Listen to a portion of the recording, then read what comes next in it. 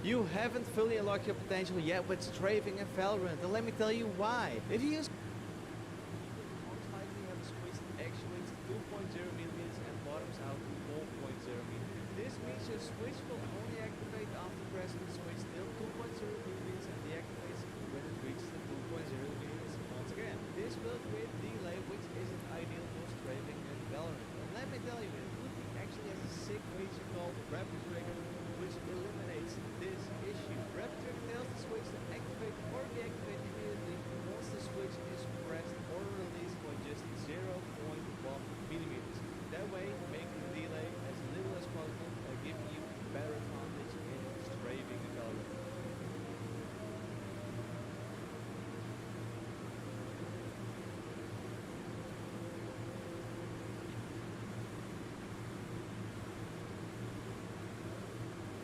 So what is the best profile for Valorant? Well, honestly, there is no best, but Alt is on the left shift seems pretty drastic, but there's a reason for it. Activation is not really important for sensitivity of 0. Because Counter-Strike and Valorant actually have pretty similar movement mechanics. That's why I didn't need to change a whole lot on this profile itself. So first off, our actuation point across the board is 1.2mm. This is basically so you don't fat finger any keys on your keyboard. Of course, you can set this to 2.0mm.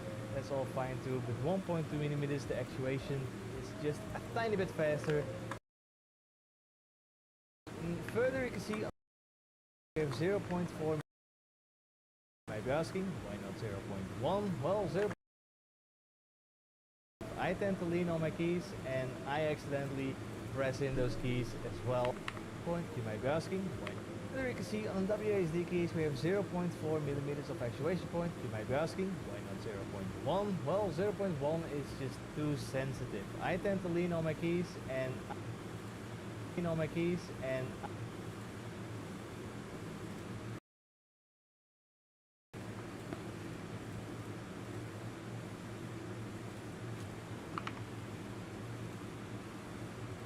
I accidentally press in those keys as well if it's set to 0.1mm, and you don't want that to happen. So 0.4mm just gives you that extra little give. Of course, you can tweak it, see what you actually prefer, maybe even 0.2 or 0.1. That's up to you. And with 0.4mm of actuation point, you have to release the switch 3.6mm all the way back to reset again. And of course, for strafing, this isn't really ideal, and that's why we also implemented Rapid Trigger on the WASD keys, so it instantaneously releases and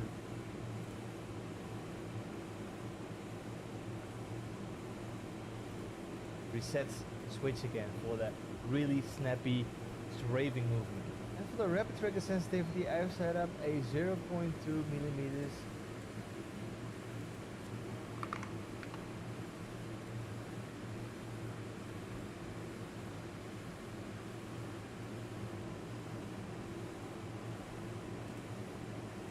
sensitivity.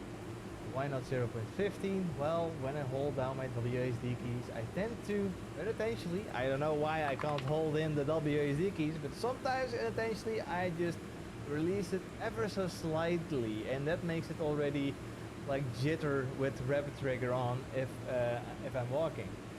And that's not ideal, so that's why I've chosen a sensitivity of 0.2mm just to have a little bit more give. but of course a sensitivity of 0.3 or even 0.5 millimeters is not really unreasonable. I just want it to be as low as possible for the snappiest feeling, but 0.5 millimeters is still pretty reasonable. Then we go over to the X button. This is going to be your ultimate ability. I don't want to fat finger the shit out of the X button, you know? So that's why I've set up a 2.0 millimeter actuation point on the X. Of course you can make it higher if you want to, or lower if you want to, but 2.0 seems to be good. And then we're going to the left shift button, your slow walk button. And 2.8 millimeters on the left shift seems pretty drastic, but there's a reason for it. Activation is not really important for the slow walk. It's mostly the deactivation that is important for the slow walk. So in advanced, of course, you already press your slow walk, your left shift, to not make any noise for the enemies. But once you get to a corner and you know there's going to be an enemy around the corner, you want to slow walk as soon as possible, so you can just surprise them, be quick around the corner and tap them in the head. So that's why 2.8 is set up. So it only takes 1.2 millimeters to travel back to actually deactivate again. Of course you can fiddle around with the setting and make it maybe even key to your left control key. And the left control, the crouch button, is mostly important on activation, but not so much on the deactivation. So let's say you are in a gunfight, someone's really that just didn't work out. Naturally you just crouch down, so the person has to change his aim, and of course when you're crouching you become more accurate with shooting. Because of that you want to have the activation of the crouch button to be as fast as possible, and that's why I've set it up to 1.0 millimeters. Of course you can put it this lower, but just for the sake of not fat fingering your left control button, I've set it up to 1.0. Then we go to the left Windows button, and 4.0 millimeters is a lot because you don't want to fat finger your. It's the worst experience. 4.0 millimeters, it's still functional. He said you can just reach with one knife. It's pretty much easy. We also which is pretty sensitive, and an actuation point across the board of 0.5 millimeters, which is pretty sensitive, and an actuation point of 0.1 millimeters on a WASD. He doesn't want to play around. He wants to be as fast as possible. My god. And also rapid trigger setup on WASD with a press sensitivity of 0.2 and release sensitivity of 0.4. And he has no continuous rapid trigger. Techie mode is on.